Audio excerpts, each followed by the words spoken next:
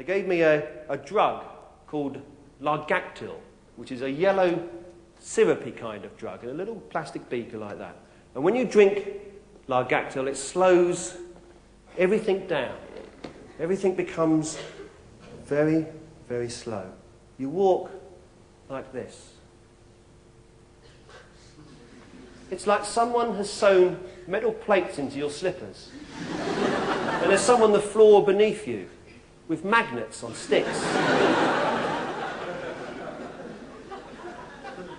I didn't want to go this way.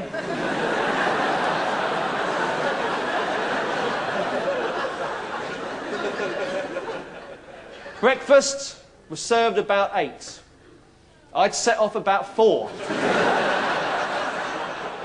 had to go and visit him in the Maudslin, and I negotiated with his keepers to take him out for an evening.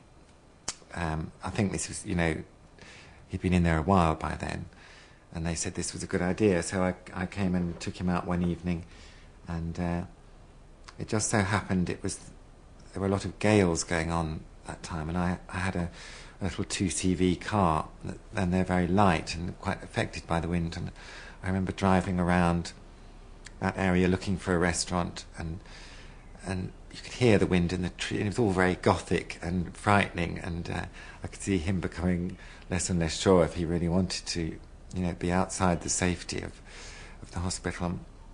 And we had an awful evening we found a restaurant with a very shrill woman talking too much, and he couldn't stand that, and I think we left without eating anything and got him back into the hospital. One day, they said to me, so look, we've got a trainee psychiatrist. He wants to, can he have a bit of practice, a bit of an interview with you? I said, OK, it's fine. You know, I thought, yeah, fine, have a bit of a practice. Because sometimes, in somewhere like, if you're in a psychiatric hospital, a sense of humour is not necessarily your best friend. It's misinterpreted, a sense of humour, sometimes. Because I go to see this guy, this trainee psychiatrist, we're talking, and towards the end of the hour, I got a bit bored. I thought, well, I'll liven it up a bit. I said, you haven't asked me about my father. He said, why should I? I said, because he's a Duke of Edinburgh.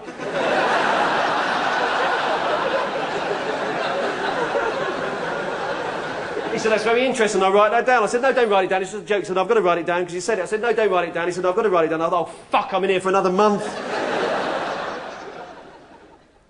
I felt so lonely and so bereft of hope and friendship at that particular point. And bizarrely, it seemed that the very thing I'd been wanting all my life, I was now screwing up because I wasn't well.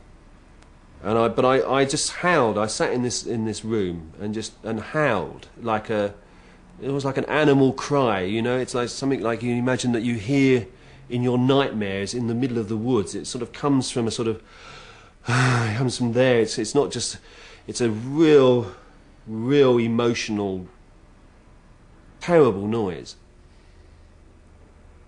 And other patients, I can remember the other patients looking down the ward at me, just concerned about me, but nobody's approaching me. Occasionally a nurse comes in and says, "You're all right?" And I say, "I'm all right, I've got to get rid of it all." And it started to get better after that. I was in there for probably another 5 or 6 weeks, but it started to improve. Somehow, something had been exorcised there, whatever it was. It was just, I'd hit the bottom.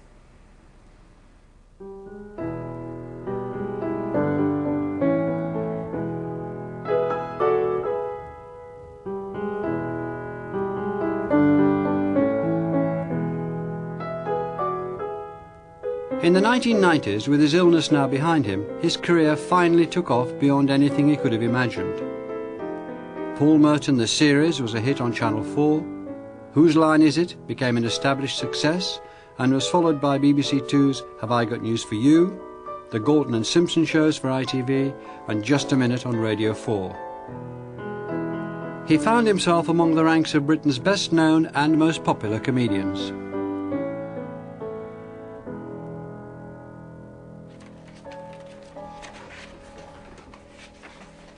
Writing comedy is hard work, I suppose. It's very tricky because you don't know whether you've got anything that's any good. You can't. Often it's the only judge really in the end that means anything about whether something is funny or not is whether an audience laughs.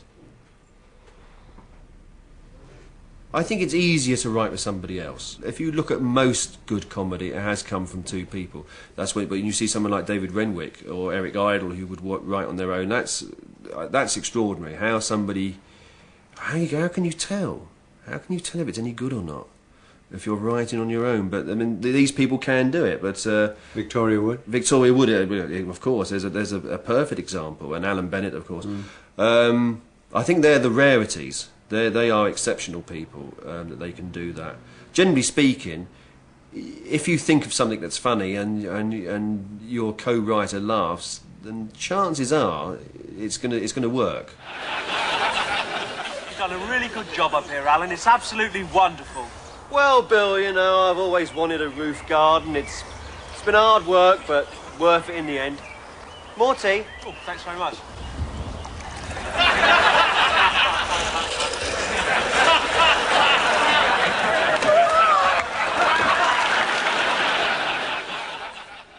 The way that people like Chaplin or Keaton and others could tell stories just through visuals and the visual joke. There's so many beautiful visual jokes in the best of silent screen comedy. It's almost been forgotten now. When I was writing a series with John Irwin for Channel 4, I was very keen to get these little visual elements in where not enough comedy these days is about what you can see. It's all about what you can hear. So much comedy on television could be listened to and you wouldn't really miss much.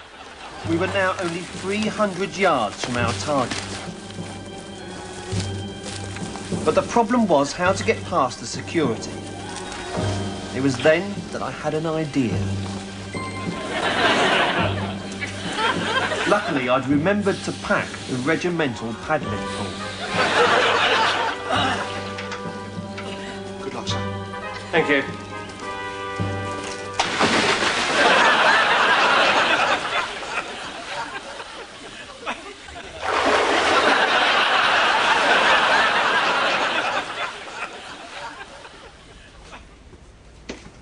For 6 years, Paul was married to the actress Caroline Quinton. They separated in 1997. He's recently moved into a new house in West London with Sarah Parkinson, a writer and comedy performer. What is it? It's tea. It was when it left the pot. I don't know what sort of constituency it's now taking place now in the cup. Constituency? Oh, really? I didn't know he was political. No, let's try and not play up to the cameras as much as we are at the moment. People always say, is he as funny off stage? Is he as funny? And yes, I suppose in many... Well, he is very funny to live with, and he's a terrible tease. It's like having an older brother, you know, constantly there, constantly teasing you, whatever you're doing. I've never seen those... Can I just say, I've never seen those sunglasses before now. The other side of Paul that you don't really see on television is a very loving, warm, sweet person. He's very affectionate, very romantic. And I think that's what people don't see when they watch Have I Got News for You, certainly. Somebody mentioned recently, they called him a sniper. You're like a sniper on Have I Got News for You. And that's, I think, a very true analogy. He does sort of like lobbing grenades from the side. And yet, if you know him in real life, he's not like that.